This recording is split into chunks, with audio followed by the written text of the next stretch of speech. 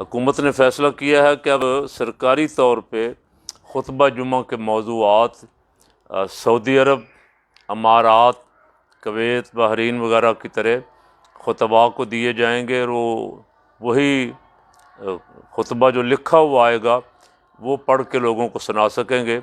اپنی مرضی کی تقریر جو ہے وہ ختم ہو گئی۔ آئندہ علماء کرام، خطباء اور ائمہ جو ہیں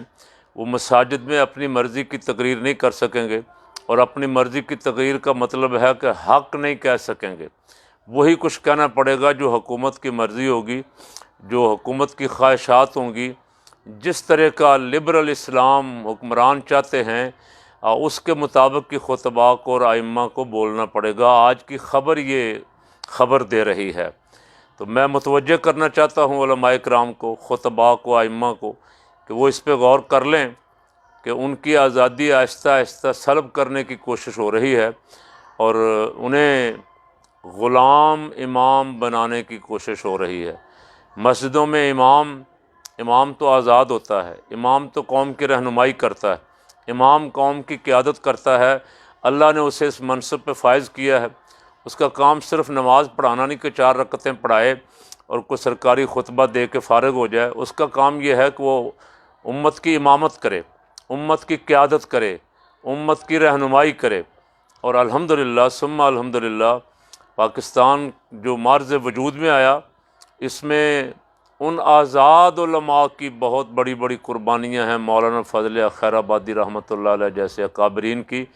جنہوں نے انگریز کے خلاف فتویٰ جہاد دیا اور میدان عمل میں آئے اور پھانسیوں پہ لٹک گئے، لیکن اپنے موقف سے پیچھے نہیں ہٹے۔ اس وقت سے لے کے آج تک انگریز کے غلام جو ہیں انہیں مسجد کھٹکتی ہے، مسجد کا امام بھی کھٹکتا ہے، خطیب بھی کھٹکتا ہے، علماء حق بھی ان کی نظر میں کھٹکتے ہیں کہ کسی طرح ان کا بندوبست کیا جائے۔ تو اس بندوبست کا آغاز کر دیا گیا ہے۔ اسلامی نظریاتی کونسل کے سربراہ قبلہ یاس صاحب نے، ظاہر ہے میرا اپنا گمان ہے، اللہ کرے یہ بدگمانی ہو،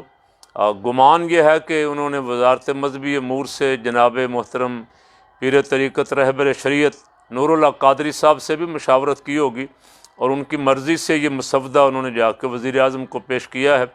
کہ ہم چاہتے ہیں کہ یہاں، اور ظاہر ہے حکومتیں تو بڑی دیر سے یہ چاہتی ہیں، پیپل پارٹی کی حکومت بھی چاہتی تھی، نون لیگ کی حکومت بھی چاہتی ہے، مشرف بھی یہی چاہتا تھا، کسی طرح مولوی صاحب کی زبان کو کنٹرول کیا جائے، مولوی صاحب کے خطاب کو کنٹرول کیا جائے۔ تو اس کے لیے باقاعدہ کوشش شروع ہو گئی ہے۔ علماء، خطباء، ائمہ اور دینی جماعتوں کو میں متوجہ کر رہا ہوں کہ وہ اس پہ غور و فکر کر لیں کہ انہیں واقعتاً اسی طرح غلامی کی زندگی بسر کرنی ہے، سرکاری خطبے پڑھنے ہیں، یا انہیں اس کا مقابلہ کرتے ہوئے جس طرح آزادانہ جد و جہد اسلام کے لیے کر رہے تھے، نظام مصطفیٰ صلی اللہ علیہ وسلم کے لیے جس طرح کچھ علماء، سب نہیں، کچھ علماء واضح حق بیان کر رہے تھے مسجد میں، اسی طرح کرنا ہے، یا بالکل سب نے پابندے سلاسل بھی کہہ لیں یا پابندے اسلامی نظریاتی کونسل ہونا ہے کہ ان کی مرضی سے اب انہوں نے چلنا ہے، وگرنہ اپنی مرضی سے وہ قوم کی رہنمائی بھی نہیں کر سکیں گے۔ تو میں حکمرانوں سے بھی کہہ رہا ہوں کہ انشاءاللہ میرے رب کو منظور ہوا تو آپ کی یہ خواہش پوری نہیں ہوگی۔ علماء حق یہاں ابھی تک موجود ہیں اور ہزاروں لاکھوں کی تعداد میں موجود ہیں، وہ مسجد کی آزادی پہ حرف نہیں آنے دیں گے، اب ممبر کی آزادی پہ حرف نہیں آنے دیں گے انشاءاللہ العزیز، اور مسجد و محراب سے، ممبر و محراب سے جو آواز حق نکلتی ہے اسے جاری و ساری رکھیں گے۔ اور حکمرانوں سے کہتا ہوں کہ آپ غلط فیصلہ کرنے جا رہے ہیں، آپ علماء کو، خطباء کو پابند کرنے کا جو آپ پروگرام بنا رہے ہیں، آپ کا یہ فیصلہ احمقانہ ہے، آپ کا یہ فیصلہ کو عقل مندانہ نہیں ہے، اس لیے کہ یہ آپ سے ہو نہیں سکے گا، اور آپ مفت میں علماء حق کی مخالفت مول لیں گے۔ وہ علماء بھی جو ویسے ہی سیاست سے دور ہیں، جو کبھی بھی ایسے ایشو پہ بولتے نہیں ہیں، وہ بھی آپ کے اس فعل کو پسند نہیں کریں گے، وہ بھی سمجھیں گے کہ ہماری یہ آزادی سلب کرنے جا رہے ہیں۔ کچھ علماء تو ہیں ہی ہیں جو الحمدللہ ہر دور میں ہر حکمران کی باطل پالیسیوں کو للکارتے ہیں، ان کے خلاف میدان میں نکلتے ہیں، جد و جہد کرتے ہیں، اور اسی کا نتیجہ ہے کہ آج تک مسجد اور مدرسہ آزاد ہے الحمدللہ۔ اب مدرسے کو بھی پابند کرنے کی کوشش ہو رہی ہے، اور مدرسے کو پابند کرنے کے ساتھ ساتھ مسجد کو بھی پابند کرنے کی، مسجد کے خطیب کو بھی پابند کرنے کی کوشش ہو رہی ہے، تاکہ یہ آزادی سلب کر لی جائے۔ اور یہ بھی میں حکمرانوں سے کہہ رہا ہوں کہ آپ بھی اور باقی سارے ادارے بھی اس پہ غور کر لیں کہ آپ کی آواز پہ شاید یہ قوم نہیں نکلے گی، یہ جب بھی جہاد کے لیے نکلے گی، حاکم بادہان اگر کوئی دشمن یہاں حملہ کرتا ہے تو یہ مسجد کے ممبر و محراب کی آواز پہ لبیک کہتے ہوئے میدان میں آئیں گے، یہ اپنی افواج کے ساتھ بھی کھڑے ہوں گے، اپنے ملک کی آزادی کے لیے بھی کھڑے ہوں گے، اور یہ اس ملک کے دفاع کے لیے بھی الحمدللہ ہمیشہ کی طرح مسجد کی آواز کے ساتھ آواز ملائیں گے، مسجد کی، اپنے امام کی، اپنے خطیب کی، اپنے مذہبی دینی پیشوا اور رہنما کی آواز پہ لبیک کہتے ہوئے میدان عمل میں نکلیں گے۔ آپ یہ غلط فیصلہ کرنے جا رہے ہیں، آپ اس فیصلے پہ غور کریں، 1000 دفعہ غور کریں۔ آپ نے جس طرح اور بہت سارے کاموں میں مفت کی بدنامی اپنے ذمے لی ہے، یعنی چاند سے پنگا لینے کی آپ کو ضرورت نہیں تھی، لیکن آپ کی حکومت میں ایسے 30 مار خان صاحب بیٹھے ہوئے ہیں جنہوں نے آتے ہی بڑا فلاسفر بننے کی کوشش کی، اور اب اس دفعہ چاند پہ ان کی ساری فلاسفی ٹھوس ہو گئی نا۔ اب وہ سائنس کی جو باتیں مفتی منیب الرحمان کو سمجھا رہے تھے، اب وہ سائنس کی باتیں اپنے اس جو کمیٹی اور مرضی کے لائے تھے اس کو تو نہیں سمجھا سکے، کہ سائنس اور موسمیات تو کہہ رہا کہ یہاں کوئی امکان ہی نہیں ہے، اس کو پھر بھی نظر آ گیا سارا کچھ۔ تو آپ نے جس طرح اور بہت سارے معاملات میں ایسے ہی مداخلت کر کے مفت کی بدنامی مول لی ہے نا، اسی طرح اب یہ بھی آپ بدنامی مول لینے جا رہے ہیں، اس لیے کہ مجھے اندازہ ہے کہ آپ کے اس کو امپلیمنٹ کرنے سے پہلے اس حکم کو نافذ کرنے سے پہلے شاید آپ کی حکومت ہی گھر چلی جائے۔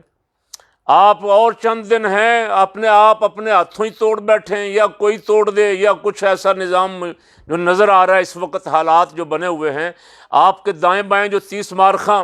کل تک جو زلفی بخاری بڑا منظور نظر تھا،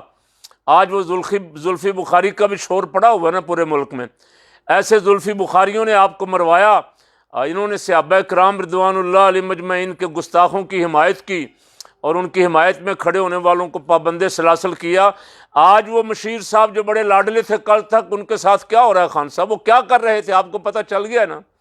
یہ جن پہ آپ نے اعتماد کیا تھا یہی دھوکہ دے گئے آپ کو، جو آپ کرپشن کے خلاف نعرہ لے کے اٹھے تھے، اس نعرے پہ عمل کا، اس نعرے کا ساتھ دینے کی بجائے یہ اندر کھاتے اپنے بینک بھرنے اور اپنے اکاؤنٹ بھرنے کے لیے ہیرا پھیری میں لگے ہوئے ہیں۔ ابھی تو آپ کے سامنے 1 2 4 کیس آئے ہیں، جس دن آپ کی حکومت جائے گی اس دن آپ دیکھیں گے کہ کیسوں کی لائن لگی ہوگی کہ آپ کے وزراء نے اور آپ کے دائیں بائیں بیٹھے ہوئے مشیروں نے کیا کیا کچھ کیا ہے۔ اس لیے ابھی ایسے پنگے خان صاحب نہ لیں، آنکھیں کھلی رکھیں، اور جو آپ کی ذمہ داری ہے، جو کام آپ کے کرنے والا ہے وہ کام کریں۔ وہ کام آپ نہیں کر رہے، آپ کو یہ ظلم ہو گیا کہ آپ اسمبلیاں توڑ دیں گے، لوگ آپ کو ایسے ووٹ دے دیں گے۔ لوگوں کو تو ابھی تک آپ کی حکومت کا کوئی فائدہ نہیں پہنچا۔ لوگوں کا تو بجلی کا بل جو 300 آتا تھا وہ 3000 آ رہا ہے، اور لوگ جو روٹی 8-10 روپے کی لیتے تھے وہ 15 روپے کی لے رہے ہیں۔ عوام تک تو ابھی تک آپ کی طرف سے کوئی سہولت، کوئی رعایت عوام تک آپ کی نہیں پہنچ سکی۔ آپ کیسے، کس منہ سے عوام کے پاس جائیں گے؟ آپ کے مشیر، آپ کے وزیر، آپ کے MNA، آپ کے MP چھپے ہوئے اپنے دفتروں میں عیش کر رہے ہیں، ان کو توفیق ہی نہیں ہے کہ اپنے حلقوں میں نکلیں، عوام کا بھی سامنا کریں۔ آپ غور و فکر کریں، ایسی جو تجویزیں دینے والے درباری ملا ہیں، جو آپ کے دائیں بائیں بیٹھے ہوئے جو واہ چاہتے ہیں، ان کی تجویزوں پہ عمل کر کے خام خواہ دینی لوگوں سے، علماء حق سے پھڈا نہ لیں۔ اپنی مخالفتیں آپ بڑھا رہے ہیں، ان کو کم کرنے کی کوشش کریں۔ مسجد آزاد ہے، یہاں اللہ اور اس کے رسول کا حکم چلتا ہے، اور یہ انشاءاللہ آزاد رہے گی، اور صبح قیامت تک علماء حق اپنا آزاد کردار ہی ادا کرتے رہیں گے، اور ممبر پہ بیٹھ کے کلمہ حق کہیں گے انشاءاللہ العزیز۔